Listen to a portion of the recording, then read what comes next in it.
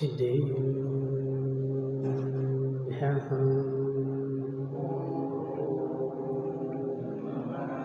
नमः।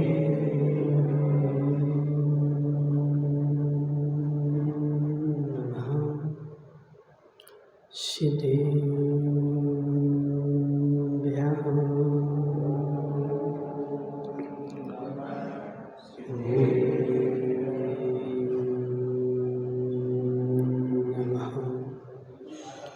सिद्धेभ्यः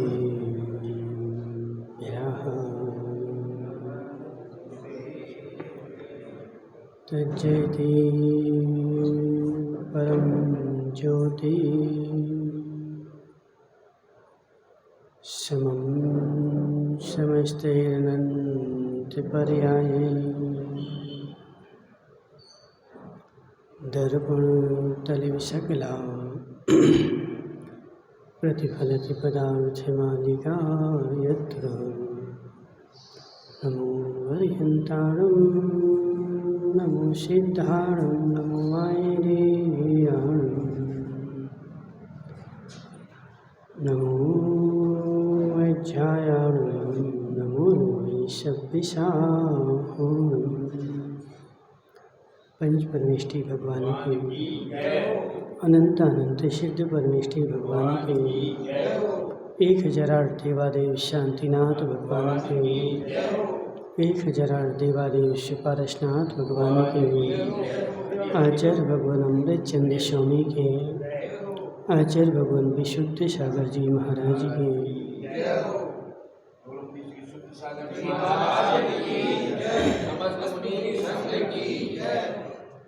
मनुष्यों तीर्थंकर भगवान की दिव्य देशना शादवाद वाणिज्य बंद हो।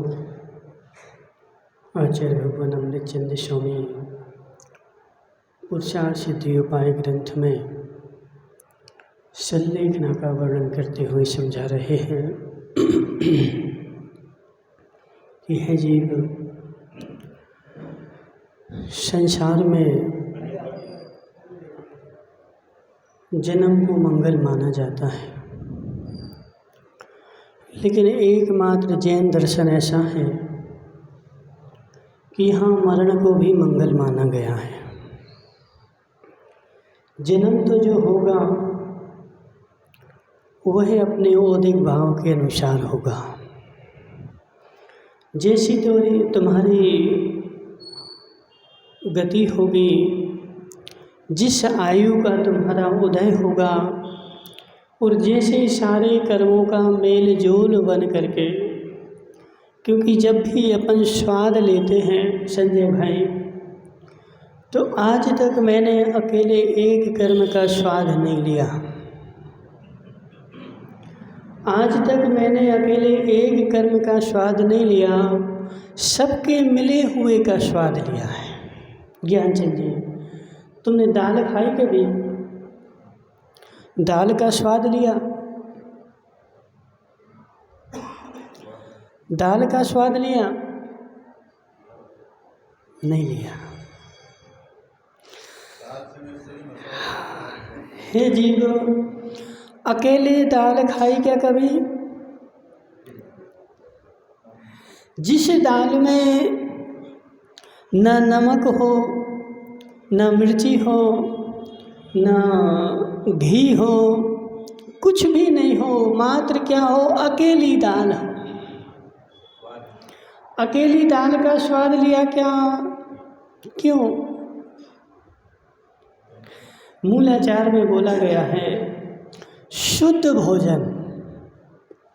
जब मुनिराज के लिए कोई प्रायश्चित दिया जाता है तो मुनिराज के लिए प्रायश्चित में शुद्ध भोजन का प्रायश्चित देते हैं। तो क्या मुनिराज अशुद्ध भोजन करते हैं? तो फिर शुद्ध भोजन का प्रायश्चित कैसा? जब मुनिराज अशुद्ध भोजन नहीं करते तो शुद्ध भोजन का प्रायश्चित कैसा? तो वहाँ आचार्य कहते हैं शुद्ध भोजन मतलब क्या कि आज तुम्हारा प्रायश्चित है, तुम्हें शुद्ध भोजन करना है, शुद्ध भोजन मतलब ऐसी दाल खाना है जिसमें नमक भी नहीं हो, मिर्ची भी नहीं हो, धनिया भी नहीं हो और घी भी नहीं हो, तो क्या हो, मात्र उबली हुई दाल हो। इसको वहाँ पर शुद्ध भोजन बोला गया है। ऐसे हे जीव समझ मेरी बात, मैंने जीवन भर खूब दाल खाई और दाल का स्वाद भी लिया, लेकिन वह दाल अकेले का स्वाद था क्या नीरज भाई? उस दाल में सारे चीज़ों का मिश्रण था और उस मिश्रण का मैंने स्वाद लिया था। ऐसे में एक एक समय में जो कर्म भोगता हूँ, वह क्या एक एक कर्म भोगता हूँ? एक समय में जो मैंने कर्म भोगा वो एक कर्म भोगा क्या, और एक समय में बांधा गया भोगा क्या? समझो बात को। आओ बैठ जाना।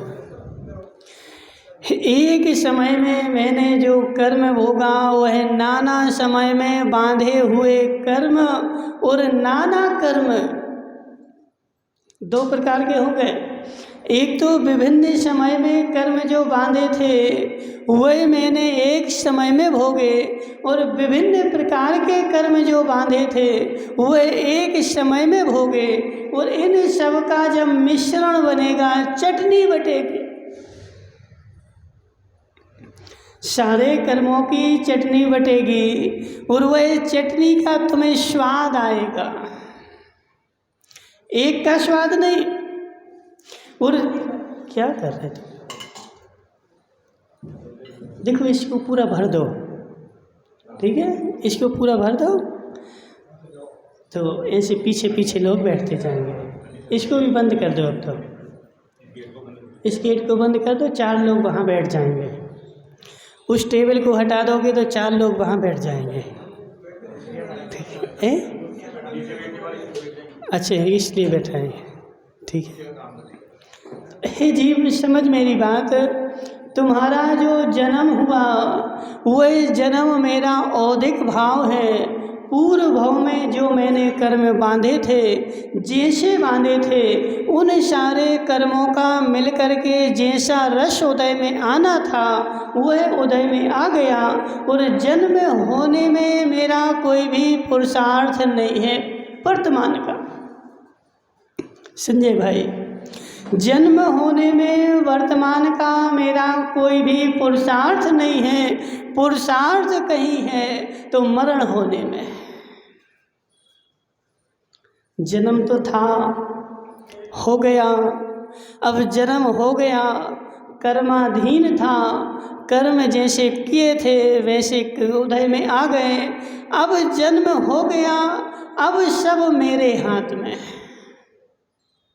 संजय भाई, जन्म मेरे हाथ में नहीं है, क्योंकि जन्म जो है वो औदिक भाव है और उस औदिक भाव को उदय में आना ही है, लेकिन अब मरण जो है वह मेरे हाथ में। ज्ञानचंद जी समझो मेरी बात, पीछी का मंडल लेके जाना है कि डंडे कंडे के साथ जाना है? तो घर में रह के पीछी कमंडल मिल जाएगा, चाय पी करके पीछी कमंडल मिल जाएगा, भोग करके पीछी कमंडल मिल जाएगा। हे जीव, जन्म जब हुआ था तो मेरे हाथ में नहीं था, वह तो पूर्व भव के कर्म के अधीन था, लेकिन मरण जो है वह मेरे हाथ में। और हमारे यहाँ जो मरण होता है माताओं, वह भगवान नहीं देते, वह मरण भगवान नहीं देते, क्योंकि संसार में सब लोग क्या बोलते हैं, बोले जैसा भगवान चाहेगा वैसा मरण होगा। मरण भगवान के हाथ में नहीं, मेरे हाथ में है। मैं जैसा चाहूँगा वैसा मेरा मरण होगा। संजय भाई सत्य है कि नहीं? जोर से तो बोलो। है।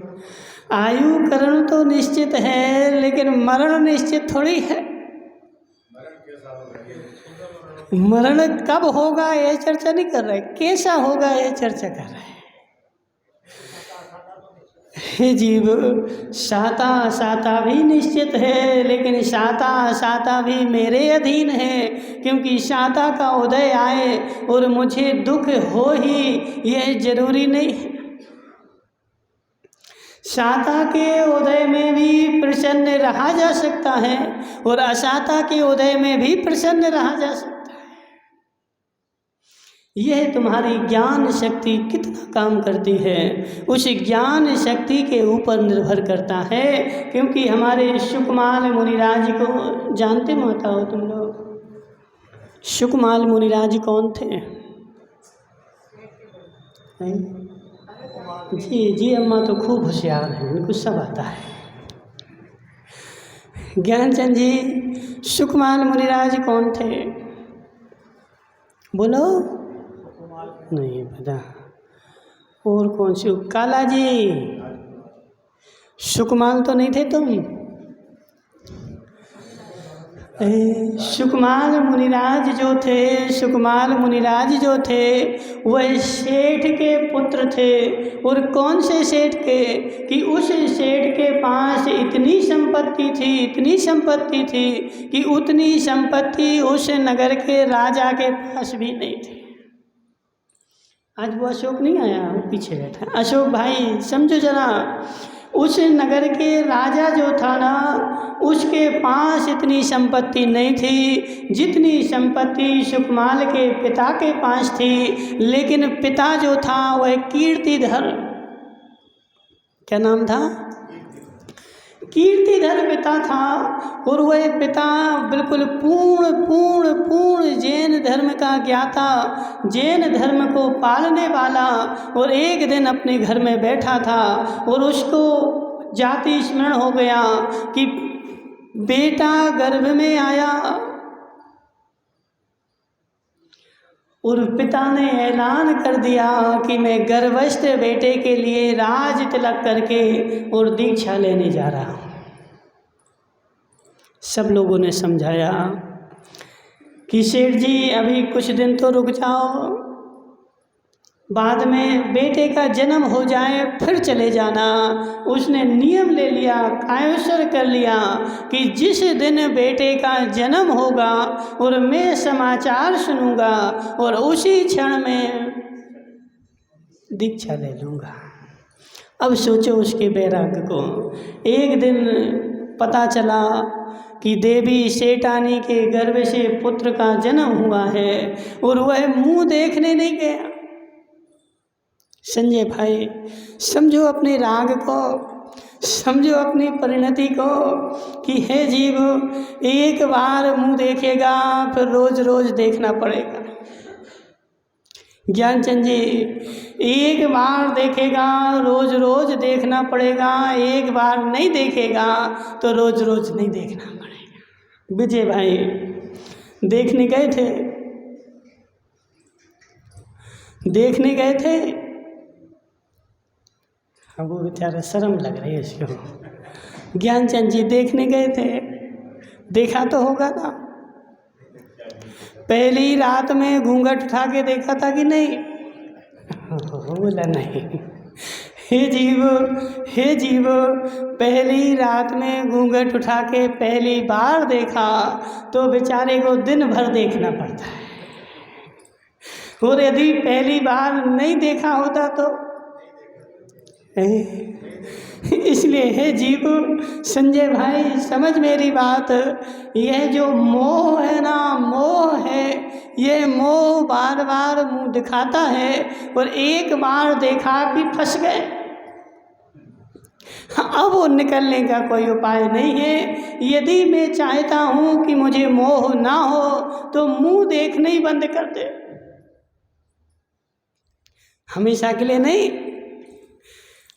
हमेशा के लिए नहीं, एक निश्चित समय के लिए। देखो इसको बोलते हैं वैरागी। वह वैरागी चतुर्थ गुण स्थान में भी वैरागी है। संजय भाई है कि नहीं? चतुर्थ गुण स्थान वर्ती सम्यक दृष्टि जीव वैरागी है कि नहीं है। अब उसके वैराग्य कैसा, उसके पास देवी भी है, पुत्र भी है, परिवार भी है, सब कुछ होने के पास वैराग्य कैसा, बोलो ना। हे जीव, उसके पास वैराग्य ऐसा है कि जब वह जो काम करता है उसी को काम करता है, दूसरे काम से उसका काम नहीं। जब महाराज के पास बैठा तो देवी का चित्र आंखों में नहीं झलकेगा, जब मंदिर में पूजन के लिए बैठा तब घर से कोई मतलब नहीं, और जब घर में बैठा तो व्यापार से मतलब नहीं।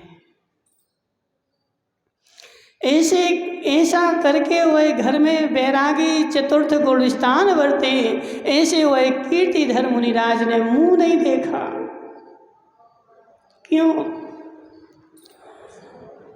कमलाबाई, क्यों नहीं देखा मुंह? इसीलिए भी बार बार देखने के हे जीव, यदि एक बार देख लेता तो हृदय में थोड़ी सी बात आ जाती कि इतने से नन्हे शिशु को छोड़ करके मैं कैसे चला जाऊं, एक बार इसको थोड़ा बड़ा हो जाने दो फिर मैं जाऊंगा। और एक बार आई और बेचारा फंस करके रह गया। वो भागवत में एक कथा आती है, तुम लोगों ने सुनी होगी, सुनी संजय भाई? भागवत में एक कथा आती है कि नारद जी जो थे, नारद जी गए नरक में, तो नरक में पैर रखने जगह नहीं थी, तो नारद जी वहाँ से भागे और गए कहाँ? स्वर्ग में। तो स्वर्ग में उन्होंने क्या देखा कि अरे यहाँ तो विष्णु जी जो हैं वो अकेले सो रहे, एक भी कोई है ही नहीं यहाँ पे, तो पूरा मैदान डला। तो उन्होंने विष्णु जी से शिकायत की कि हे भगवान, तुम बड़े रागी हो, द्वेषी हो।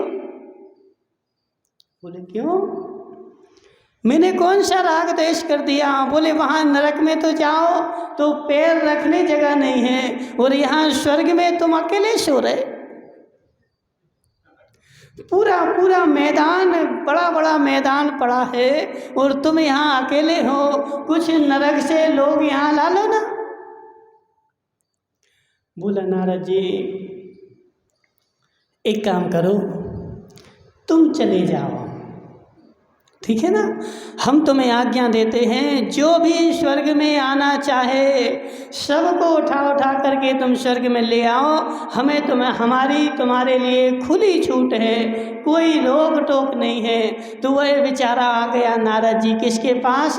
ज्ञानचंद जी के पास आया। ज्ञानचंद जी भगवान की पूजन कर रहे थे, तो ज्ञानचंद जी के बगल में नारद जी बैठ गए और ज्ञानचंद जी से बोला कि हे ज्ञानचंद जी, चलो हम तुम्हें स्वर्ग में लेने आए। तुम पूजन कर रहे ना, क्यों कर रहे पूजन?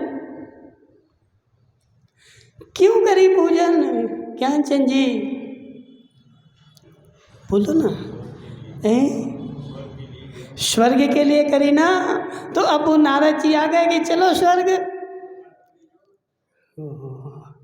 लेकिन ज्ञानचंद जी होशियार हैं, उनको पता था कि बिना मरे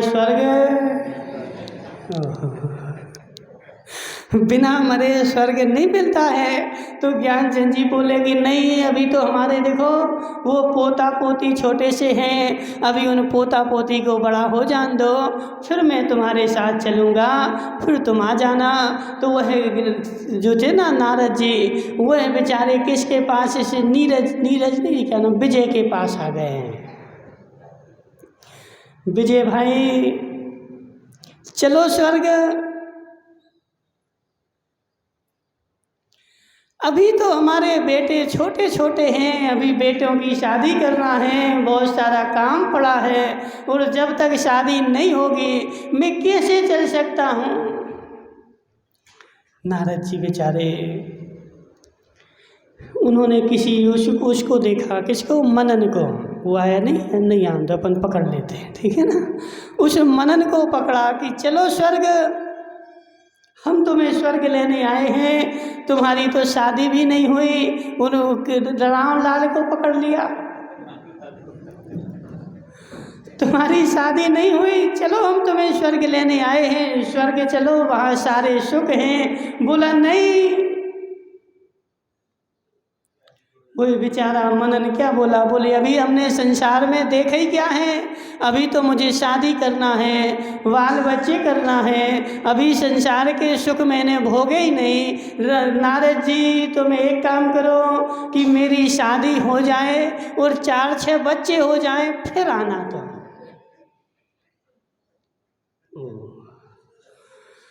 नारद जी बेचारे भी चले गए, और चले गए। अब क्या करें, देखो जैसा कहोगे मानना तो पड़ेगा ही। तो नारद जी बेचारे चले गए, क्योंकि विष्णु जी से टकरार करके आए थे ना। अब वापस तो जा नहीं सकते, क्योंकि मुंह लेकर के क्या जाएं, इसलिए वो अपने घर चले गए और मनन की तैयारी करने लगे कि इसकी शादी हो जाए, इसके 4-6 बाल बच्चे हो जाए, फिर मैं इसको स्वर्ग लेके जाऊंगा और विष्णु जी को पकड़ाऊंगा कि जी यहाँ रहेगा। तो मनन की बेचारे की शादी हो गई, 4-6-8 बच्चे भी हो गए, और फिर नारद जी आए कि चलो स्वर्ग। तुमने बोला था, क्या बोला था कि शादी हो जाने दो, 4-6 बच्चे हो जाने दो, फिर मैं स्वर्ग चलूँगा। शादी भी हो गई, 4-6 बच्चे भी हो गए। अब मनन को लेने आए तो बेचारा क्या बोलता है, बोले इन बच्चों को कौन संभालेगा, यदि मैं तुम्हारे साथ चला जाऊं तो इन बच्चों को कौन संभालेगा। इसलिए नारद जी एक काम करो, ज़्यादा नहीं, कितना, इन सारे बच्चों की शादी हो जाने दो और फिर तुम आना, हम जरूर तुम्हारे साथ चलेंगे। बेचारा चला गए नारद जी, और फिर कुछ दिन बाद बच्चों की शादी भी हो गई, और फिर लौट के आए नारद जी, चलो।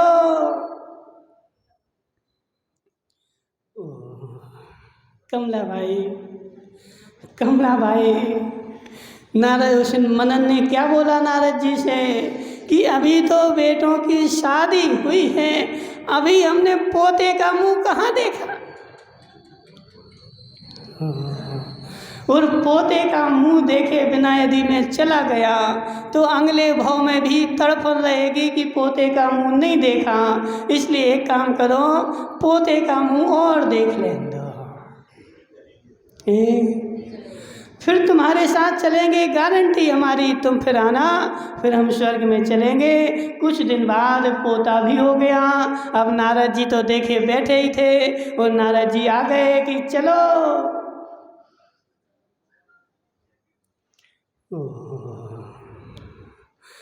मैं चला जाऊंगा तो इस पोते को कौन खिलाएगा।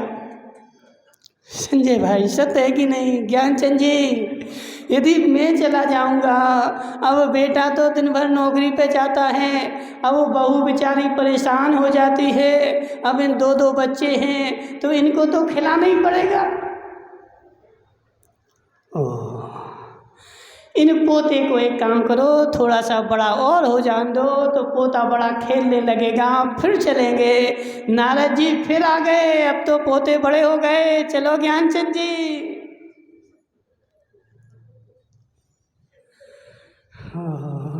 नारद जी अब ज्ञानचंद जी को तो गए, वो खूब गुस्सा आ गया। बोले तुम्हें संसार में हम ही मिले,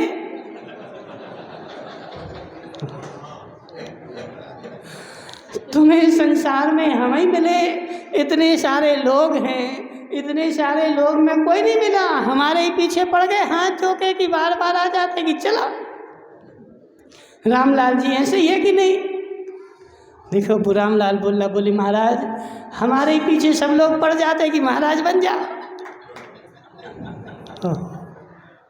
जी काला नहीं बनते, वो त्रिलोक नहीं बनता, हमारे पीछे पड़ जाते। तो ऐसे है जीव, समझ मेरी बात। वह नारद जी परेशान हो गए और परेशान हो करके स्वर्ग लौट के गए और विष्णु जी के चरणों में लौट गए। बोले माँ भगवान मैं गलत था, मैं गलत था कि एक भी धरती पर आदमी, चाहे बूढ़ा हो, चाहे जवान हो, चाहे युवा हो, चाहे बच्चा हो, एक भी स्वर्ग जाने को तैयार नहीं है, लेकिन भगवान की पूजन करता है तो सब कहते हैं कि हमें स्वर्ग मिल जाए, लेकिन जाने के लिए एक भी तैयार नहीं है। तो वह नारद जी खाली हाथ पहुंच गए। इसलिए हे जीव समझ मेरी बात, तुम्हारा जन्म हो गया है, जन्म सुनिश्चित था, अब मरण की तारीख भी है, निश्चित भी बोल दो तो कोई समस्या नहीं है। ठीक है संजय भाई, केवल ज्ञान अपेक्षा, ठीक है, केवल ज्ञान अपेक्षा तुम्हारी तारीख निश्चित है, लेकिन मति शुद्ध ज्ञान की अपेक्षा निश्चित नहीं है, क्योंकि मति शुद्ध ज्ञान में पुरुषार्थ भी आता है। अब जन्म तो हो गया, जन्म तो हो गया, अब जन्म मेरा कुछ करने वाला नहीं हूँ, लेकिन मरण मेरे हाथ में है। यदि मरण सुधर गया तो अगली गति सुधर जाएगी, और मरण बिगड़ गया तो अगली गति भी बिगड़ जाएगी। अब वो मरण यहाँ पर आचार्य भगवान दो प्रकार का बता रहे कि एक तद्भव मरण और एक नित्य मरण, आवीची मरण और तद्भव मरण। क्या है जी, क्या है जी? मुकेश भाई तुम्हारा मरण हो गया कि नहीं है? तुम्हारा नहीं, इस पर्याय का मरण हुआ कि नहीं? इस पर्याय का मरण मेरा प्रति समय हो रहा है। जो तुम घर में बैठे थे वह मुकेश नहीं है, यहाँ जो मुकेश आया है वह दूसरा है। सत्य बताना, किससे पूछें? विजय भाई खड़े तो हो जाओ। विजय भाई तुमने दाढ़ी कब बनाई थी? हाँ आज ही बनाई ना। अब कब आएगी दाढ़ी? 2 दिन के बाद आएगी ना, 2 दिन तक तो नहीं आएगी। नहीं सुनो तो मैं 2 दिन बाद उनसे पूछती है क्या नाम इनका, सिरस्वा। अशोक भाई तुमने दाढ़ी कब बनवाई थी? कल बनाई थी ना। अब कब आएगी दाढ़ी?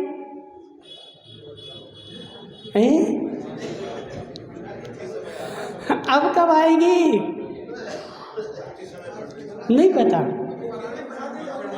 है जीव। मैंने जिस क्षण दाढ़ी बनाई थी उस क्षण आ भी रही थी। प्रति समय उस शरीर के वालों का परिणमन प्रति समय चालू है, और प्रति समय दाढ़ी जो है निकल रही है। एक भी समय ऐसा नहीं जब दाढ़ी नहीं आ रही हो, लेकिन मैं ऐसा कहता हूँ कि 2 दिन बाद आएगी।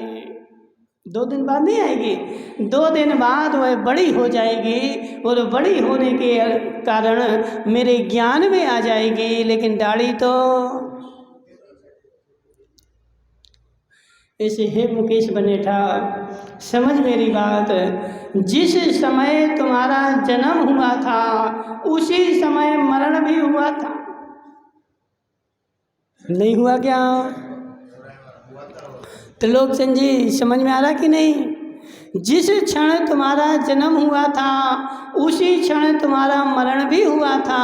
एक एक समय जैसे जैसे देखो बेचारे जन्मदिन की खुशी मनाते हो, मरण दिन की क्यों नहीं मनाते? तो नवरत्न भाई कौन सा जन्मदिन है तुम्हारा? कौन सा जन्मदिन है?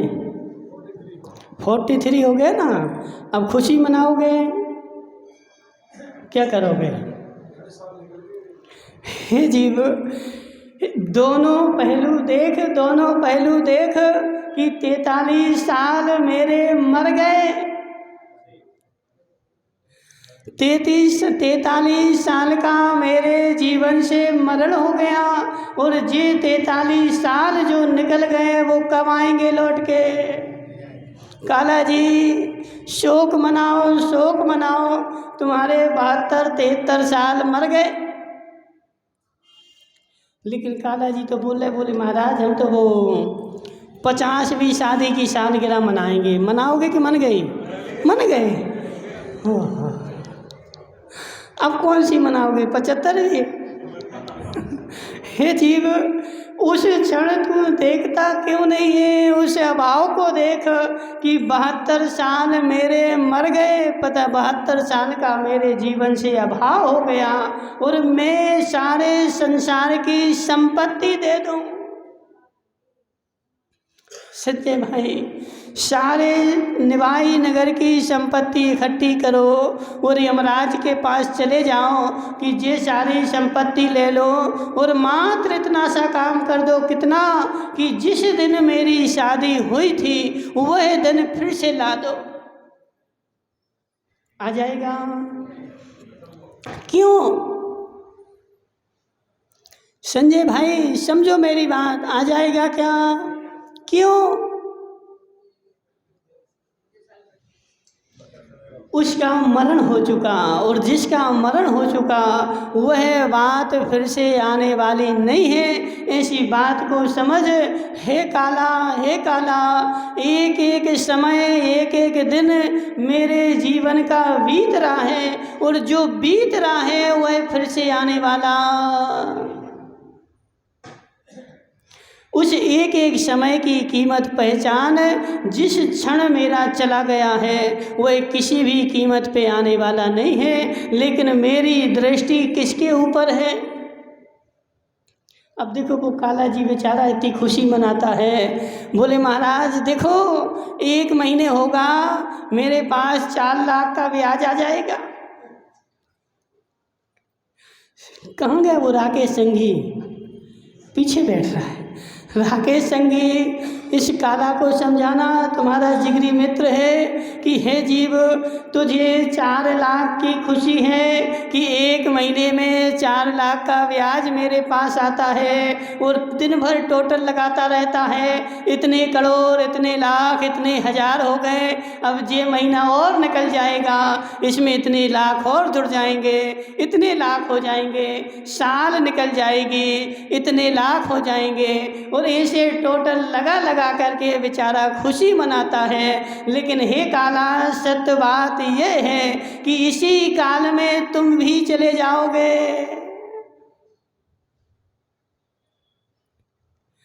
यहीं रहोगे क्या?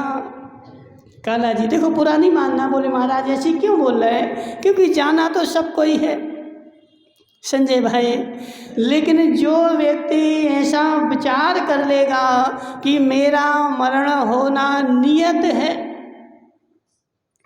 वह अपने जीवन को सुधारना प्रारंभ कर देगा।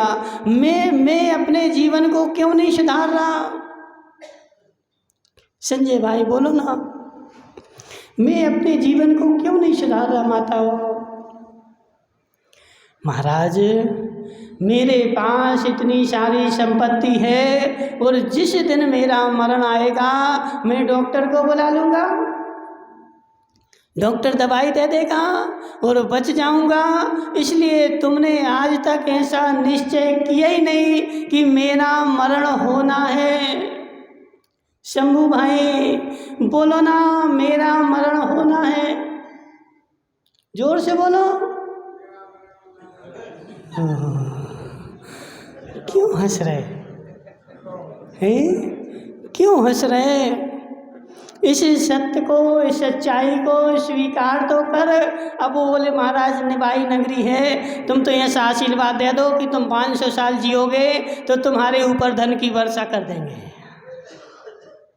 हे जीव, हे जीव, यह सब मिथ्या दृष्टि है, यह सब दीर्घ संसारी है। उस आयु कर्म को एक क्षण भी कोई बढ़ा नहीं सकता। मैं तो ठीक तीर्थंकर भी आ जाए, पदमचंद जी बोलो ना, तीर्थंकर भी आ जाएं और तीर्थंकर भी आशीर्वाद दे दें तो तेरी जितनी आयु है उसमें 1 मिनट बढ़ जाए, संजय भाई, बढ़ जाएगा? क्यों? क्यों?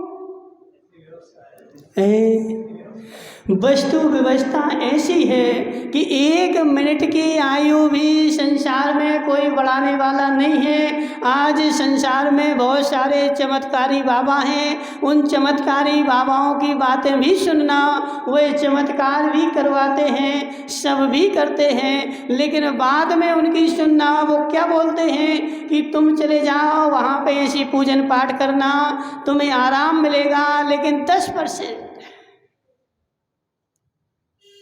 सुना कभी? देखो, वस्तु में से तत्व निकालो।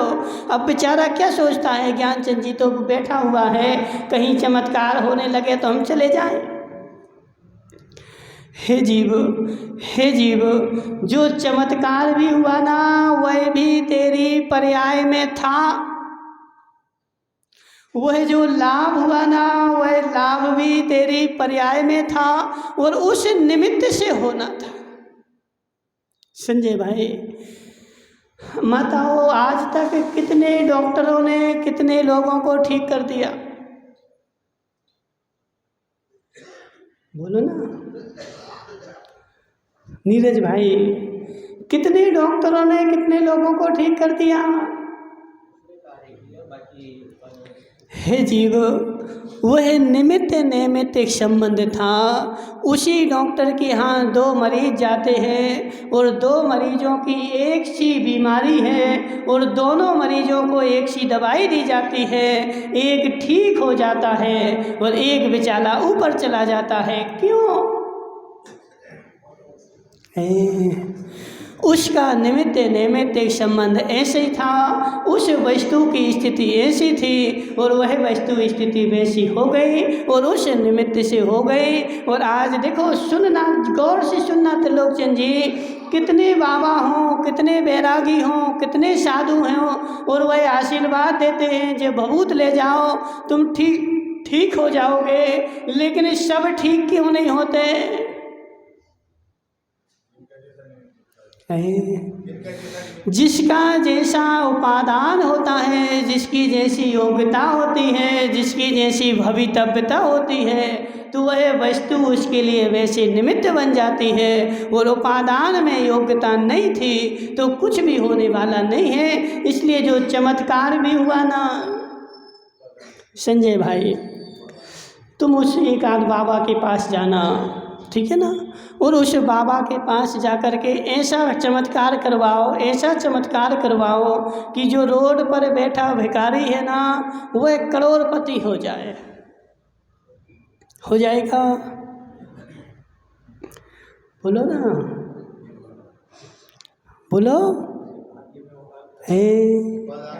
नहीं, भाग्य की चर्चा नहीं कर रहे, हम बाबा के चमत्कार की बात कर रहे हैं, बाबा के चमत्कार की बात कर रहे हैं। हे जीव, क्या होता है, निमित्त नैमित्तिक संबंध ऐसा है कि वह निमित्त नैमित्तिक संबंध तत्काल वैसा जाकर के जुड़ता है और वैसा कार्य हो जाता है और हम उस निमित्त के ऊपर डाल देते हैं कि इसने ऐसा कर दिया, उसके ऐसा करने से नहीं हुआ।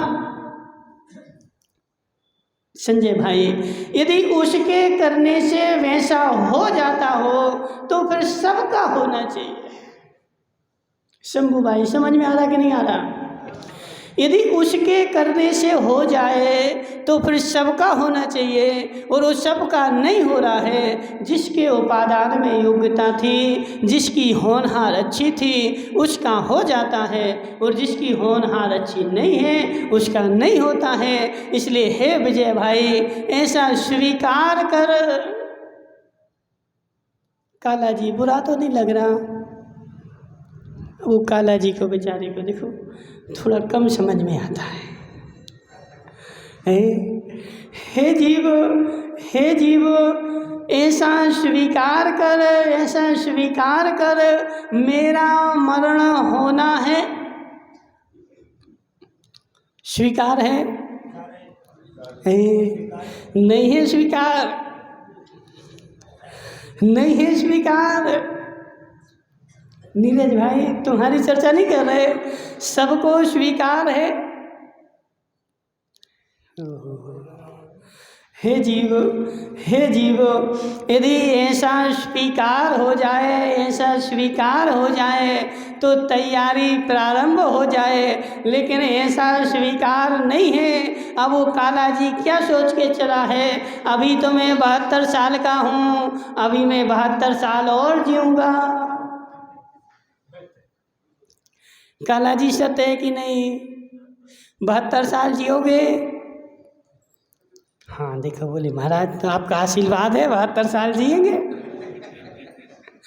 हे जीव, हे जीव, मुझे स्वीकार नहीं है, स्वीकार नहीं है कि मेरा मरण होगा। यदि इतनी सी बात स्वीकार कर लो तो मेरी गारंटी है कि मेरा पुरुषार्थ आज से ही जागृत हो जाएगा। संजय भाई समझो मेरी बात। कभी शिखर जी गए शिखर जी, कितने दिन पहले टिकट करवाया था,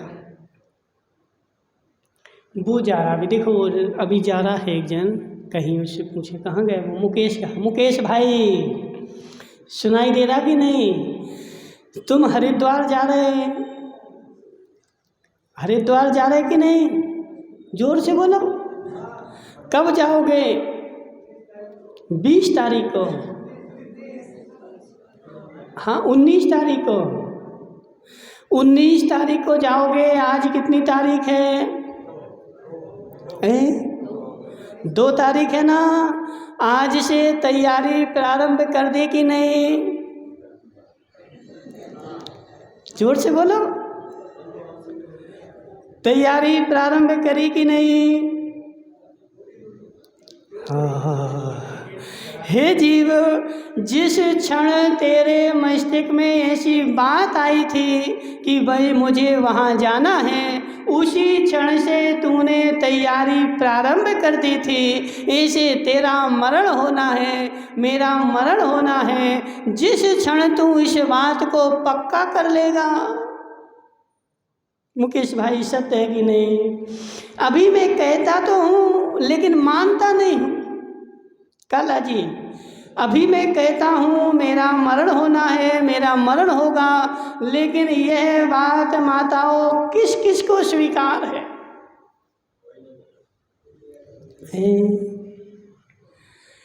हे माताओं, किस किस को स्वीकार है कि मेरा मरण होना है?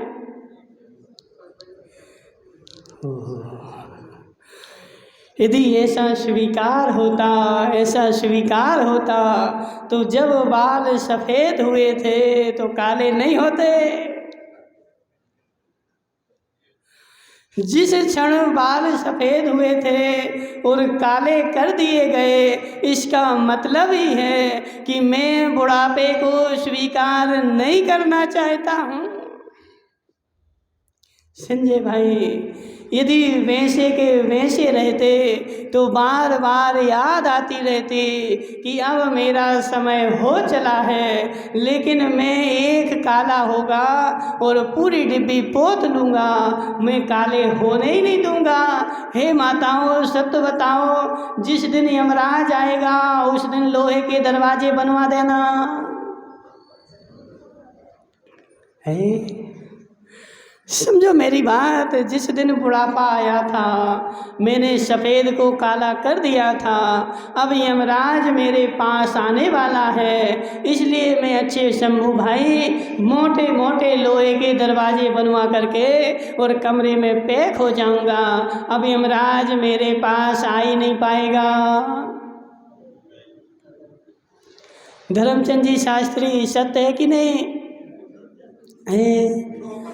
अब तो यमराज नहीं आ पाएगा ना। हे जीव, मैं अच्छे मोटे लोहे के दरवाजे लगा करके बैठूंगा। अब मेरे पास कोई यमराज नहीं आएगा। तुम अभी भूल में है,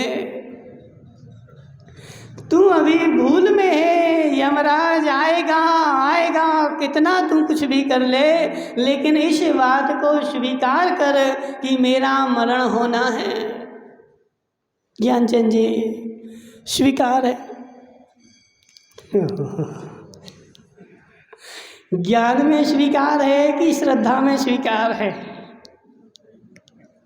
संजय भाई देखो, स्वीकार भी दो प्रकार का होता है। एक ज्ञान भाव में स्वीकार है और दूसरा श्रद्धा भाव में स्वीकार है। प्रत्येक जीव को ऐसा स्वीकार है कि मैं अलग हूँ, आत्मा अलग है, शरीर अलग है, लेकिन किस में स्वीकार है? ज्ञान में स्वीकार है, श्रद्धा में थोड़ी स्वीकार है। जिस दिन श्रद्धा में स्वीकार होगा उसी दिन से तुम्हारी तैयारी प्रारंभ हो जाएगी, मेरी गारंटी है। मुकेश संघी, तैयारी शुरू हो गई। क्यों? तुम्हें तो 19 को जाना है ना।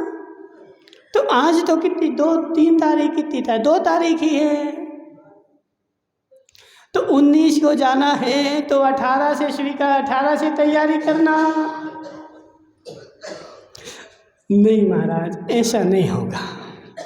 भले 19 को जाना हो, लेकिन जिस दिन मेरे मस्तिष्क में बात आई थी उसी दिन से मैंने तैयारी प्रारंभ कर दी थी।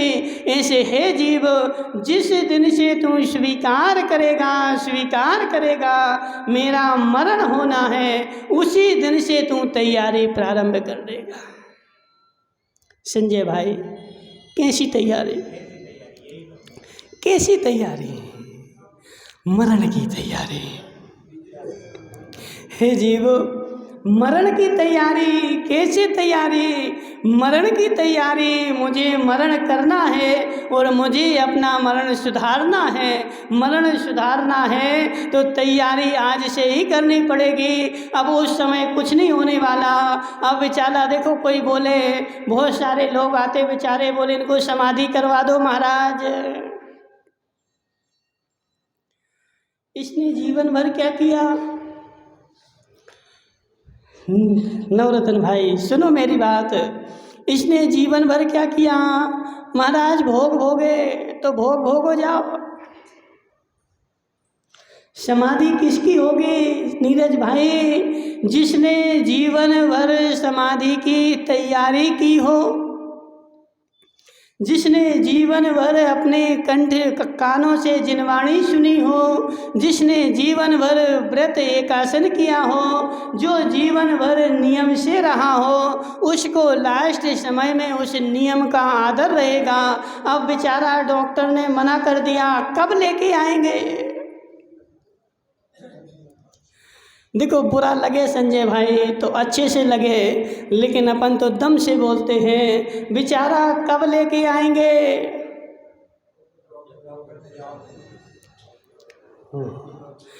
ये मुनीपना इतना सरल है क्या? इतना सस्ता है धर्मचंद जी? मुनि का पद इतना सस्ता है, इतना सस्ता है कि जब धर्मचंद जी को डॉक्टर मना कर देगा, अब वो बचने वाले नहीं हैं, तो फिर बेचारे घर वाले ले जाएंगे, महाराज इनको दीक्षा दे दो। अब बेचारा बोल पा नहीं रहा है, हिल डुल नहीं रहा है, सांसें निकल रही अकेले। अब बेचारे के कपड़े उतार के फेंक दो और उसको बछिया की पूंछ पकड़ा दो। वैदिक दर्शन में ऐसा होता है संजय भाई। उनके यहाँ एक नियम है कि जब व्यक्ति मरने लगे तो उसको बछिया की पूंछ पकड़ा दो तो वह बैकुंठ चला जाता है। नीरज भाई समझ में आ रहा कि नहीं? मरते समय बछिया जानते ना? बछिया नहीं जानते? बछिया मतलब गाय का बच्चा, ठीक है ना? गाय का जो छोटा सा बच्चा होता ना, उसको बुंदेलखंड में बछिया बोलते हैं। तो जब वह मरने लगे, कुछ नहीं करना, जीवन भर भोग भोगो, जीवन भर सुख से रहो, मात्र क्या करना है, जब मरण होने लगे तो बछिया की पूंछ पकड़ा दो, बैकुंठ ले जाएगी बछिया। उसमें तो कितने 36 करोड़ देवताओं का वास है, इसलिए वह बैकुंठ ले जाएगी। तो ऐसे विचारा तुम संजय भाई ने भी ऐसा सिद्धांत बना लिया, जीवन भर भोग भोगो, खूब चाय पियो, सारा अभक्ष पियो और जितना अभक्ष है सब खाओ, और जब मरण होने लगेगा डॉक्टर बिल्कुल बोल देगा, देखो तब भी यदि डॉक्टर के पास जाने के बाद भी थोड़ी सी डॉक्टर साहब थोड़े पैसा ले लो, कोई गुंजाइश हो तो, नहीं, कोई गुंजाइश नहीं। कितना समय बचा है, शाम तक का समय, चलो महाराज के पास। मुकेश भाई चलो महाराज के पास, अब इनको दीक्षा दिला दो। अब उस बेचारे से बोल रहे दीक्षा लेना है, अब बेचारे को होश ही नहीं है। अब उसको क्या करो कि कपड़े उतार के अलग कर दो और उसको पीछे पकड़ा दो, अब ये बैकुंठ चला जाएगा। हे जीव, मुनि बना इतना सस्ता नहीं है। मुनि बनना मात्र पीछी पकड़ना मुनि बनना नहीं है, वह पीछी पकड़ने के साथ साथ अंतरंग में 6वें 7वें गुणस्थान की अनुभूति आनी चाहिए। अंतरंग में ये सारे परिक्रय का मोह छूटना चाहिए। किंचित मात्र भी मोह पड़ा रहा तुम मुनि नहीं हो। नवरत्न टोंगिया, अब नवरत्न टोंगिया बेचारा बन गया मुनि। अब मुनि तो बन गया, लेकिन कोई श्रावक आया तो अपनी देवी को फोन लगवा रहा है, ठीक हो?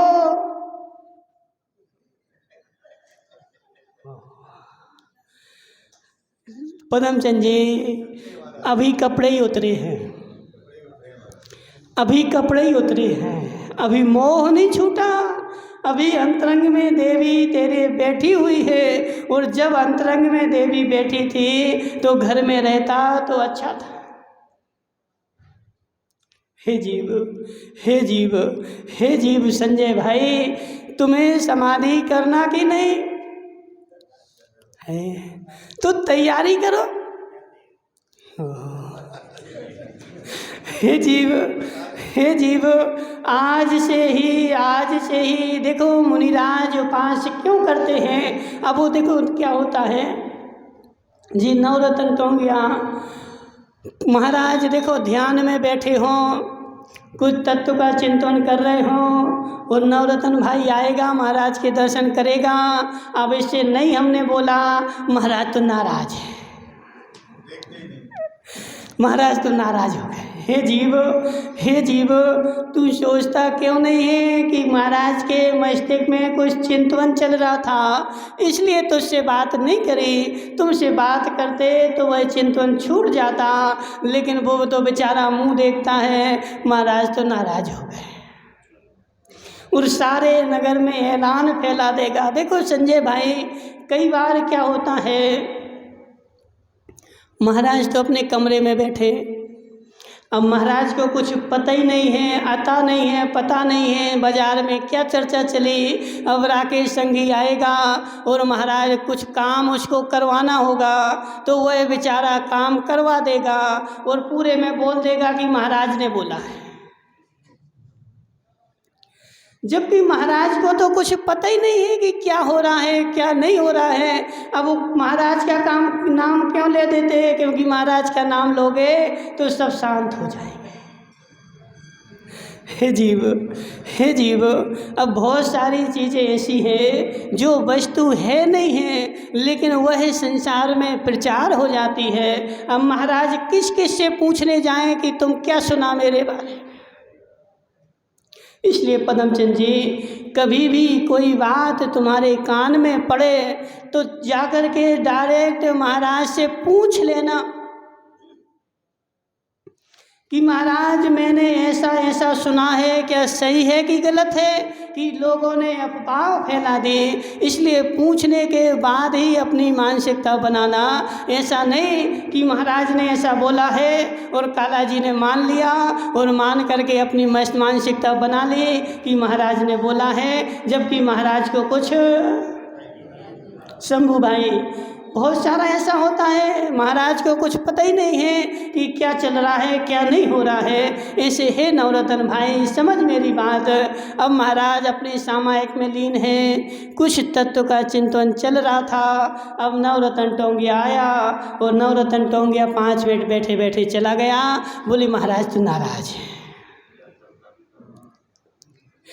और सब जगह खबर फैला देगा, महाराज तो नाराज है, महाराज तो नाराज है। जीव नाराज नहीं है, विचार चल रहा है। अब तुमसे हम कब तक बातें करते रहे? नीरज भाई, तुमसे बातें करने का भी एक समय है, समय से आओगे तुमसे बातें करेंगे और समय से नहीं आओगे तो निज से बातें करेंगे। अब नवरत्न तो बोलता, बोले महाराज देखो जो भी आए सबसे बातें करो। हे जीव, हे जीव, महाराज का स्वरूप सबसे बातें करने का नहीं है, निज से बातें करने का है। इसलिए उसकी तैयारी चल रही, किसकी? समय शिखर जाने की नहीं, समाधि करने की तैयारी है। हे जीव, हे जीव, समाधि के समय तभी होगी संजय भाई जब तेरा घर वालों के प्रति मोह हट जाएगा। वो समाधि भक्ति पढ़ती ना तुम लोग, दिन रात मेरे स्वामी भावनाएं भाऊं देहांत के समय में। कमला भाई, भावना, लेकिन मेरी गारंटी कमला भाई, यदि पोते का मोह नहीं छूटा तो समाधि नहीं होगी। इसलिए संजय भाई तैयारी करो, आज से तैयारी करो। किस चीज की? इन घर परिवार का मोह छोड़ने की। थोड़े थोड़े समय के लिए, थोड़े थोड़े समय के लिए उस घर परिवार का मोह छोड़ो और एक समय ऐसा आधा घंटे 1 घंटे बैठ करके देखो कि जिस समय मुझे घर की कोई टेंशन ना हो। उनका समय उनको दे दो, लेकिन निज का समय निज को दो। निज के समय में से कटौती, देव पूजा, स्वाध्याय, संयम, तप, दान और कौन सा बचा? गुरु उपासना। जी 6 है ना तुम्हारे कर्तव्य। अब इन 6 कर्तव्यों को कटौती नहीं करना। इन 6 कर्तव्यों का बराबर देखो। महाराज तो तुम्हें कितने दिन के लिए मिले जी बताओ? 5 में चले गए, 3 और बचे। 4 नहीं बचे, 3 बचे। ठीक है ना? कितने सावन हो जाएं, 3 महीना और बचे और सब निकल गए। इसलिए 5 में भरोसे में नहीं रहो। हे संजय भाई, उसके बाद कब मिलेंगे कोई भरोसा नहीं। इसलिए अपने 6 कर्तव्य की प्रारंभ करो और उस 6 कर्तव्यों की कटौती नहीं करना। ठीक है ना? देव पूजा, गुरु उपासना, स्वाध्याय, संयम, तप, दान, यह सब समाधि की तैयारी है। एक आसन करना भी समाधि की तैयारी है। रामलाल जी समझो मेरी बात। मरण समय 6 प्रकार के आहार छोड़ने पड़ेंगे और यदि आज से तैयारी नहीं करोगे तो उस समय संक्लेशता होगी और संक्लेशता होगी तो गति बिगड़ जाएगी। इसलिए आज 7 बज गए, अब मुझे पानी नहीं पीना। संजय भाई, यह भी मरण की तैयारी है, समाधि की तैयारी है। एक बार अनुभव करके देख कि आज मैं पानी नहीं पीता हूँ, तड़पन हो रही है, समाधि के समय भी तड़पन होगी, मैं कैसे सहन करूँगा?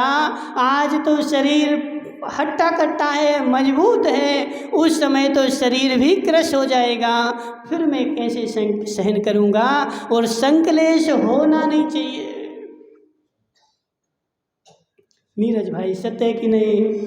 संकलेश होना नहीं चाहिए।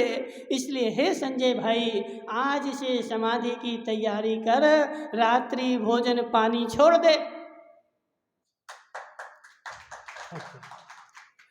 दिन भर पियो ना, जितना पीना है, कोई मना नहीं कर रहा है। संजय की अम्मा इसको दिन में देखो 50 लीटर पानी पिला दो, ठीक है ना। सुबह 7 बजे से लेकर के शाम के 7 बजे तक जितना पीना है सब पी लो, सब खा लो। लेकिन जैसे ही 7 बजे, अब मैं 12 घंटे सहन करूँगा। अब तैयारी करो, मेरी गारंटी है संजय भाई, प्राण नहीं निकलेंगे। प्रारंभ में होगी, बाद में आदत में आ जाएगी। इसलिए हे जीव, समय अपना हो गया। यहाँ पर आचार्य भगवान सल्लेखना की बात चल रही थी, तो वह सल्लेखना का प्रारंभ जो है वो आज से ही करना पड़ेगा। जिस दिन तुम्हारा मस्तिष्क ऐसा स्वीकार करेगा कि मेरा मरण होना है, उसी दिन से तैयारी प्रारंभ हो जाएगी। इसलिए हे जीव, आज से तैयारी प्रारंभ कर। काला जी, हे काला जी, तैयारी प्रारंभ करो। मेरा मरण होना है, मेरा मरण होना है। मुझे इस गति को छोड़ करके दूसरी गति में जाना है, तो वहाँ जाने की तैयारी प्रारंभ करो। प्रारंभ करोगे तो मरण सुधर जाएगा, वरना मरण बिगड़ जाएगा। बोले शांतिनाथ भगवान के।